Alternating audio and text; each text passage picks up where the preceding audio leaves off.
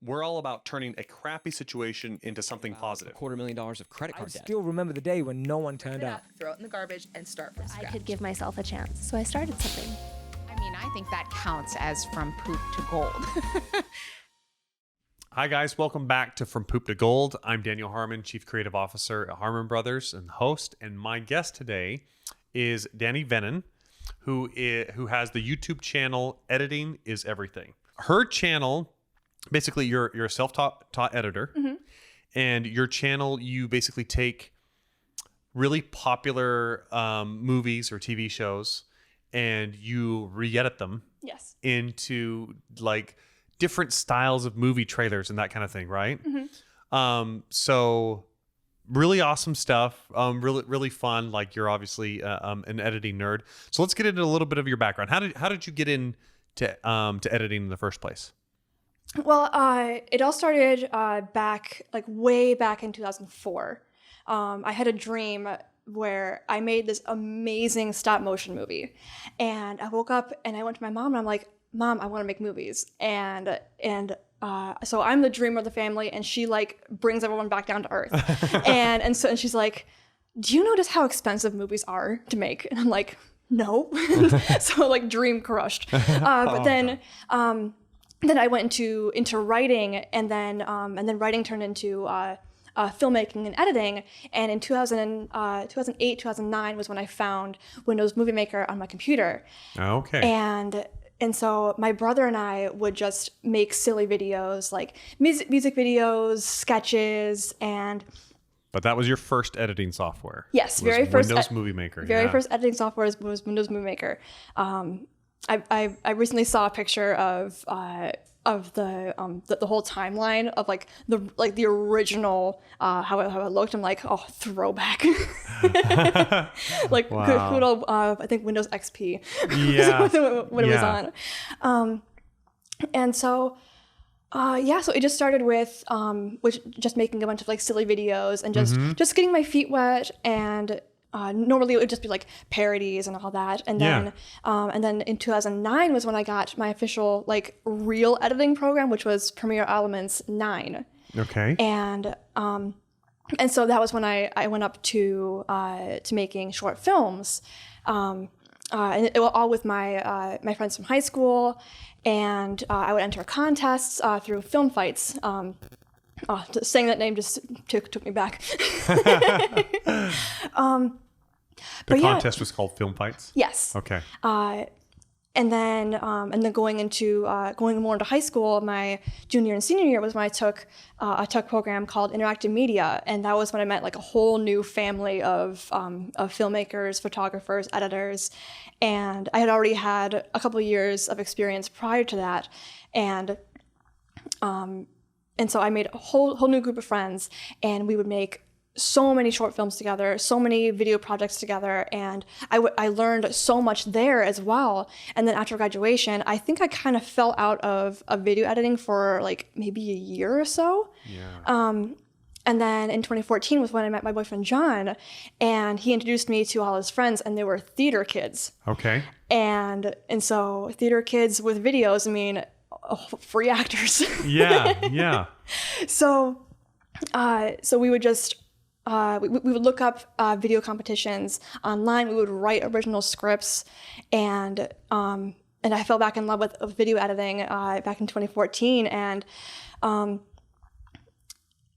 I would like I said, just do a bunch of short films, music videos, and online contests, and then 2015 was when I got hired at my local mental health company, Signature Health, as their video editor full time.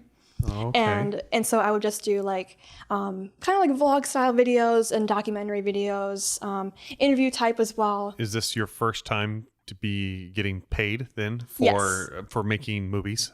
Yes. Okay, which cool. it's like goals. Yeah. And then I remember it was mid 2016. There was like a month at my job where I was making literally nothing, and so I was sitting in a white room just in silence, like going mad. And just because they had nothing for you to do? Nothing to do. And I felt like I was going to go literally insane. And then I realized that back in 2013, I had this idea to create a YouTube channel where I would take YouTubers' videos and turn them into something completely different. Okay. I had wanted to do it with Smosh first. Yeah. So I had started making a horror trailer, or I think it was like a thriller trailer, and then I stopped because I'm like, I don't know, this isn't going to be good. And so I just put it on the shelf for a few years. And then just in that dead space, I'm like, you know what? That was when I became a really big fan of Rhett and Link. Okay. Yeah. And so I had watched like so many of their videos. And I'm like, you know what? Why don't I just give this a try again? Because I literally have nothing to do. Why don't I try something new? And so what I did was I downloaded a bunch of Rhett and Link sketches because like their sketches are comedic and like they're so bright and colorful and upbeat and all that. And I'm like, this would be really cool to turn something funny into something scary. And so I made a video within like 12 hours, like not even that. And I uploaded it to YouTube and Twitter, and literally 12 hours later, Rhett and Link had shared it. And I'm like, boom. I think I found my place. That's so awesome. Thank you. And yeah, so like the response was. So that was kind of like your first big break. Yeah. I remember exactly where I was. I was at work. I was getting ready to shoot a video. One of those kind of things where it's that like seared into your memory to remember like you're spatially where you are and everything that was happening. I remember one of my coworkers walked in. I just had this like look on my face and she's like, "Are you okay?" Like, I think my life just changed. Yeah, awesome. Then when did you kind of, so you're having the success with the Rhett and Link recut and with Smosh and all these different channels. When did you kind of get into like going into more like traditional Hollywood type stuff?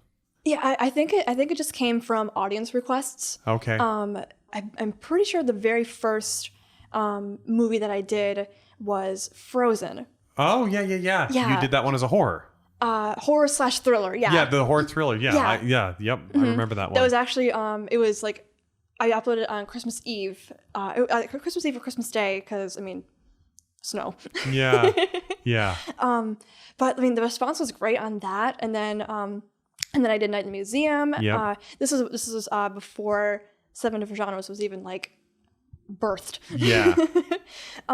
Yeah, well, and for our audience's context, part of like the series that you do with yours is called 7 Different Genres, right? Where you take these different pop icon or like you said, movie or TV pieces and cut them in a whole bunch of different ways, a whole bunch of different styles. Well, 7 specifically, right? Yep.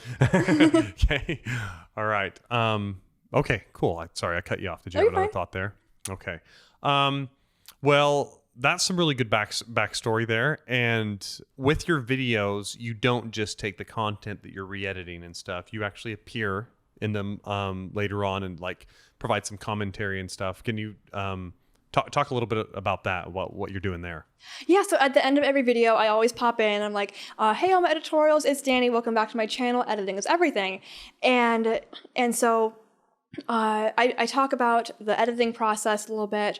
I go into detail about some of the trailer stories. But all my trailers are up for interpretation. But some of the trailers have a very specific story that I like to tell. One of the most important trailers that I like to talk about are the drama trailers. Because I like to dive deep into mental health, and that can go into depression or suicide or sexual assault, drug addiction.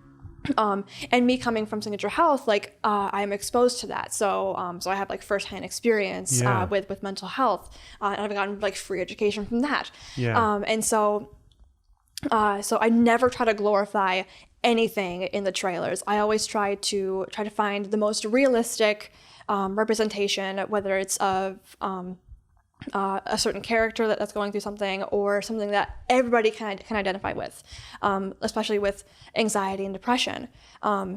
And so I always pop in and I say, if you are going through something rough, or if you need someone to talk to, I will leave links and resources down in the description below, and I'll put numbers and websites to hotlines, and to like the Trevor Project, or Awesome. other links like that. I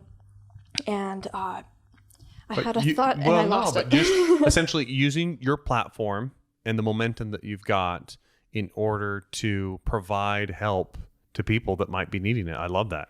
Thank It's you. awesome. Yeah. And like the responses from the drama trailers are just so heartwarming, because so many of the responses are like this trailer just saved my life, or Oh, wow. or this trailer like I relate to this trailer so much because back in like whatever year I had suicidal thoughts, but just being able to relate to this, like, it made me feel stronger, and like that is like the most rewarding thing I could ever hear, that this is something that I created helped somebody. Yeah. And it's so rewarding. So empowering, so rewarding. That's great. Thank you so much for sharing that.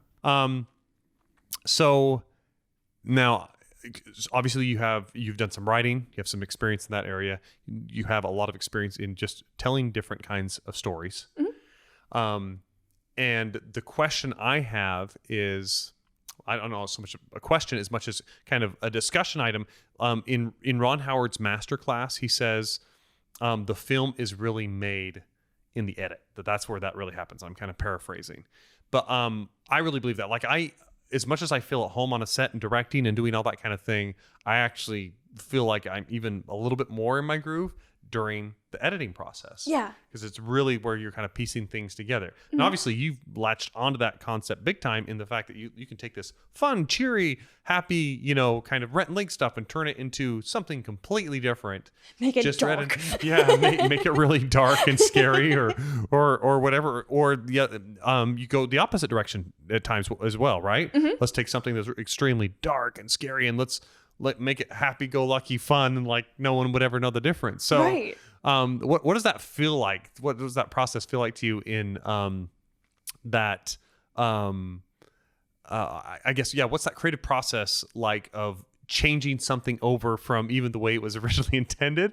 to something completely different?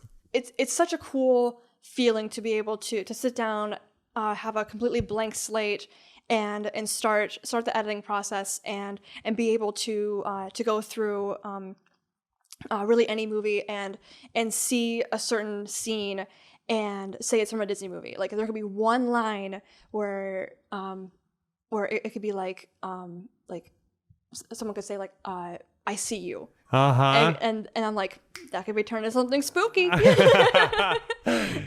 It's all about the juxtaposition, right? Right, yeah. And I totally agree with you that how there wouldn't be a film without editing. Right. Like, editing is literally the glue for any film, any TV show, commercial, even like ads on Instagram. Like you can do editing on your phone. You don't have to do it just on a computer. But just being like behind the editing wheel is super empowering, and just being able to make one tiny change can just make all the difference. The insight I'm getting from this is you said when you're watching through the footage of a movie, you're looking at everything through the lens of now dark or horror or whatever it is, and all of a sudden a line of like, I see you that is completely, benign in that context, or it's even fun or whatever it is. All of a sudden you say to yourself, oh, that can be turned to a different way. So it's like really approaching it with a whole different perspective and putting that lens onto each segment and thinking of it almost like in isolation by itself. If I took that out and put that somewhere else, Exactly. that's kind of the editor's gift, right? Yeah. Is to be able to find those little nuggets and be like, oh, that didn't make any sense before, but now if I put it over here, that's going to add everything, right? Yeah, exactly. Yeah, it's piecing the stuff together. Yeah. And another example of that, this is no dialogue at all. This was from Rhett and Link's video, My OCD Song. Okay. This is what actually that inspired me to restart my channel, to actually create something and finish it and post it. At the very end, Link is is like face down on a table, and Rhett goes, "Mr. Neal," and so they're in kind of like some kind of like they're a single group OCD class, and Link very slowly looks up at him, and I'm like, that can be really scary if you tone down the temperature, tone down the vibrance, put some spooky music over it. I'm like, damn, what have I just done? That's so funny. Oh my gosh, that's amazing. I love that they like take it in good fun too, and I would imagine most of the creators do as well, right? It's just good exposure all around. Cool. So, do you ever collaborate with other people on this stuff? A couple times I have. I've done a lot of collabs with narration. Okay.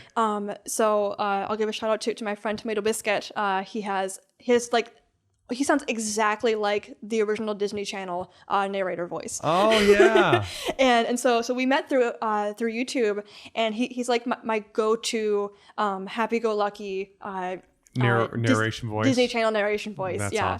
awesome. So the one question I forgot to ask you is, this podcast is From Poop to Gold.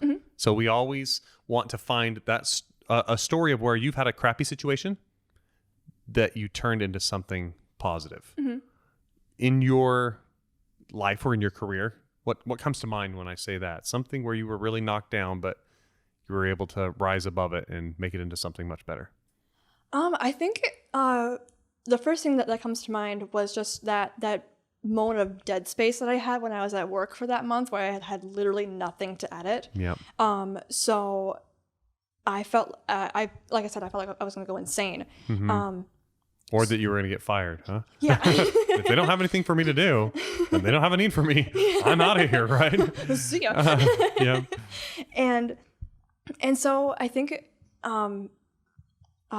just that constant silence and that constant just nothingness. Yeah. Like it hurt my soul a little bit. Yeah. Because I felt like I wasn't really wanted or needed there, and I really wanted to make something big and special, not just for the fame and the money, but just so I could like make something so cool and so special that I can look back on that in a few years and be like, I did that. Yeah, a little bit of a legacy, right? Yeah. And so I think that little bit of nothingness enabled me to inspired me to find Rhett and Link's channel, and I was able to watch a bunch of their videos from not only their sketches but also Good Mythical Morning, and just their drive and their passion for what they create and for each other. Like, they've been friends for over 30 years, and like how is that not an inspiration? Yeah, right. So I think just their amazing drive and passion inspired me to start something new and to be able to create something that I've never done before, and just go out of my way and post it, and it paid off. I was able to thank them in person for inspiring me to start my channel, and it was just the most surreal thing. And so like it just came full circle, and I really hope I get to see them again this year. Yeah, I hope you do. That's awesome. Well, thank you so much, Dani, for taking time to come on the podcast here. We've got a gift here from our clients. Oh, cute. For you. So, as well as oh my our God. book, From Poop to Gold. That is adorable. So that talks about it talks about our culture, the three pillars of creative processes, creative culture, and creative partnerships. So anyway. That's so awesome. Thank you so much. I really appreciate it. Thank you so much for coming on.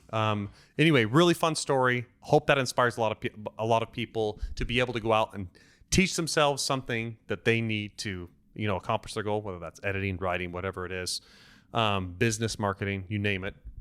You can Google it and YouTube it. It's out there, right? Yep. So thank you for watching and listening, guys. Remember to like, comment, share, and subscribe, all that good stuff, and we'll see you on the next one.